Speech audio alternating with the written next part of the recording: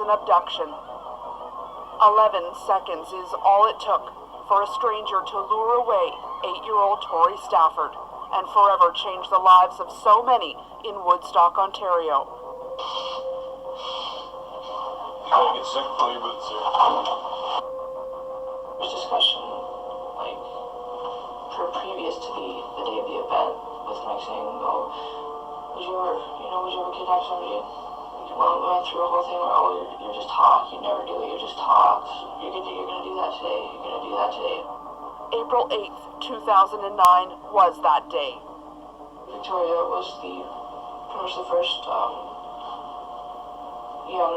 younger female that came out. Quickly, they were off school property and into her boyfriend's car. Not since Paul Bernardo and Carla Homolka have Canadians faced such heinous crimes or more disturbed killers. You tell her to get a girl, and you want her young. She walks up to Tori. Tori's nice to her. She trusts her. She holds her hand for a little bit. Terry Lynn tells her about her little dog, gets her across the street to her car, opens the back door.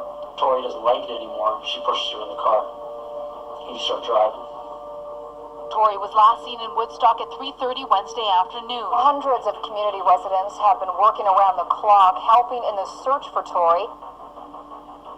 If I knew, like, what the outcome of that would have been, I never would have. Terry Lynn McClintock and Michael Rafferty, both convicted of the first-degree murder of Tori Stafford.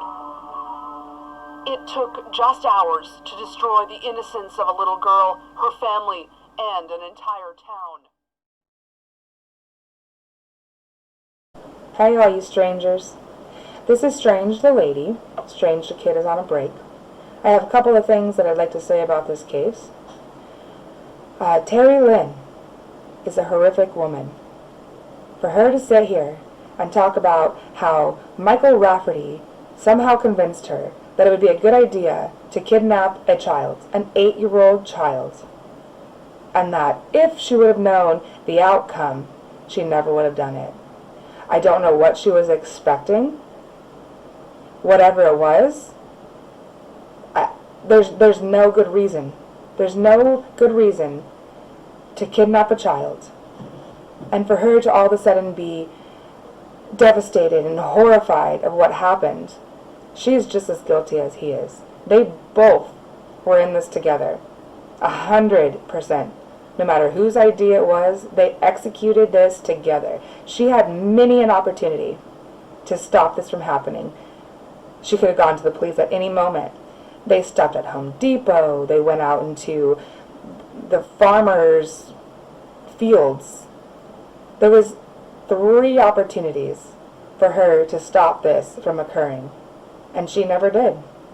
She went for a walk to let Michael do whatever it is that he wanted to do, came back and was horrified by what happened, and instead of going to the cops, just took another walk.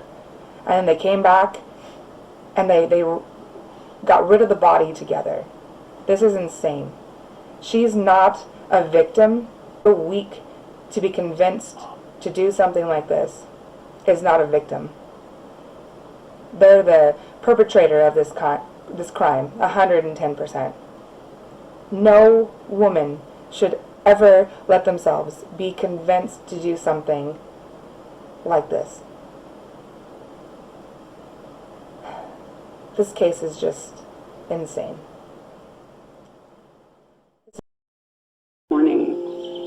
For Tara McDonald, 8-year-old Victoria Stafford's mother, that regular morning is seared in her memory. It was weird because it was one morning where she didn't fight, she wasn't fussy, she wasn't cranky, her clothes had been laid out the night before. She got up, I put a little bit of lip gloss on her, I lent her my headband, my butterfly earrings. She was dressed and ready to go on time. Tara sent Tori to school, not knowing this would be the last time she'd see her daughter alive. Woodstock, Ontario is home to 38,000 people, the kind of blue-collar town where people feel safe letting their children walk home from school. Tori lived just a few blocks away from her school. with her mother, big brother Darren, and stepdad James. But life wasn't perfect. I was going to the methadone clinic. I was trying to get clean. I was trying to get my life together. Tori's parents were separated. Her father, Rodney Stafford, had visitation rights, but hadn't seen Tori for 6 months prior to her disappearance. Whenever I'd see her, she always had that one huge daddy and come running and give me a big hug, no matter what had gone on, right? She was always happy to see me. Part tomboy, part diva, Tori was a precocious child. Smart, strong-willed, the kind of kid it was hard to believe could ever be lured away. She was a spunky, funky. 1 minute she'd be wearing a dress with pantyhose and her taffy shoes, and she was all dressed up with her hair did and everything, and she'd be outside digging up worms and bugs. Tori usually walked home from school with her brother, but on this day, someone else was waiting. He had made the comment about young female, so it'd be easy to manipulate. It was 3:32 in the afternoon. School had just let out. She was famous for when we lived 3 doors up from the school. She wouldn't get home until 3:45, 4 o'clock, because she'd play around with her friends in the yard. There were reports that Tara had been high on OxyContin when Tori was supposed to be coming home from school that day. No, that's not the case. I wasn't high on drugs. I wasn't out of my mind laying on the couch, out of it. I was waiting for my kids to come home. I wasn't high. When that wait was too long, too much time had passed, Tara started a search of the neighborhood, family, and friends. Tori's grandmother officially reported her missing to Woodstock police at 6:04 p.m. It was 20 after 8 when I got the message, and I remember having a very uneasy feeling, and I expressed to my wife that this one's different, there's something wrong here. You start driving. She says she's freaking out. She says she's worried about you. She's scared about what you're going to do. By the time Rafferty hit Highway 401, McClintock was keeping Tori crouched on the floor of the back seat, out of the view of passing vehicles. They headed east towards Guelph, Ontario. Rafferty even had the forethought to take his battery out of his cell phone, knowing he couldn't be tracked. He listened to the radio for any reports of a missing girl. There was nothing. Many questioned why police didn't issue an Amber Alert. Woodstock Chief of Police Rod Freeman says they couldn't issue the alert without a go-ahead from the Ontario Provincial Police. My inspector of operations, he contacted the OPP twice to ask if we could engage the Amber Alert system. The OPP said no? That's right, they said no. With no one on their trail, the pair made 3 stops before the final crime scene. First, Tim Hortons. Rafferty went in, McClintock stayed with Tori, but ordered a tea for the trip. Second, Michael Rafferty stopped to buy pills, Percocets. Then, with Tori still crouched in the back, they drove to Home Depot to pick up tools. He wanted a claw hammer, a garbage bags, like a box of garbage bags. Surveillance video showed McClintock leisurely shopping in the store, scanning the garbage bags herself, along with the claw hammer that would soon deliver Tori's final blow. I was really contemplating like whether or not I wanted to go back up to the vehicle or not. My biggest reason for going back to the vehicle was because Tori was there, and I knew at least while I was there, I could at least make it somewhat better for her. McClintock sobs through her interrogation, but when the officer leaves to get her a Kleenex, her sobs stop. She returns to her coffee, wiping her eyes just as she hears the officer coming back in. In a 6-hour, 15-minute interrogation, McClintock breaks down multiple times, crying, saying she's sorry, and yet, despite 3 stops, 3 chances to flag help, 3 chances to escape with Tori. Terry Lynn McClintock does nothing except go along with Michael Rafferty's abduction of an innocent 8-year-old girl. You go driving, and you pull into a farmer's field, right across from the house, to the point where you're even asking her if anybody can see you. And what does she do? She says she goes for a walk, because she doesn't want to see what happens. And then she comes back, and you're not sitting in the front seat anymore, Mike, you're sitting in the back seat. And she's not liking what she sees, so she walks away again. Over the next hour, the abduction turns to rape and murder. By the time the search for 8-year-old Tori Stafford was underway in Woodstock, Ontario, it was too late. The police searched for 5 days straight. There were vigils and marches. All the while, Tori's body lay 2 hours away in a farmer's field. When Victoria was taken, she was brutally sexually assaulted and killed within hours. And the investigation was really ramping up at 8 p.m. Well, we now know that our 2 convicted killers were back in the city by that point. The act had been done.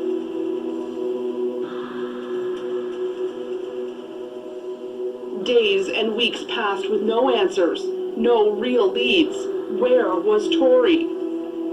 For 3 months straight, it was look around every corner, look through every window, look through every car, look in every ditch. The entire time that she was missing, I would not allow myself to think that she wasn't coming home. I couldn't. Questions began to surface about Tara's drug use, and rumors perhaps Tori's abduction was a drug debt or even revenge. With no other clues, Tara became the primary suspect.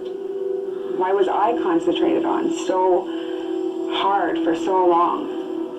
4 days after the surveillance video was released showing Tori being lured away, a friend of Tara's recognized the woman in the video as Terry Lynn McClintock.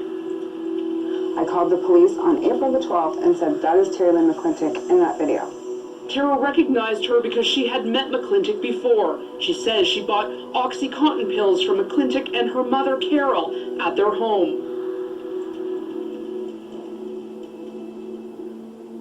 Finally, 102 days after Tori's disappearance, 101 days since surveillance video revealed Tori being led away by a woman, Tori's remains were discovered. Right up till the time they had found her remains, I still believe she was alive. Tori's confirmed death was the beginning of a whole new kind of torture. Now her family faced the disturbing question, what really happened to their 8-year-old girl? Who were the people responsible? How could anyone do that to a child? The Crown Attorney had taken us in and shown us the post-mortem photos. And as morbid as it sounded, I had to see the pictures. To me, we had buried a box until we saw those photos. And then it was a reality that, no, Tori's in there. But when it came out in the courtroom, I couldn't watch it again. I couldn't, because it made me relive.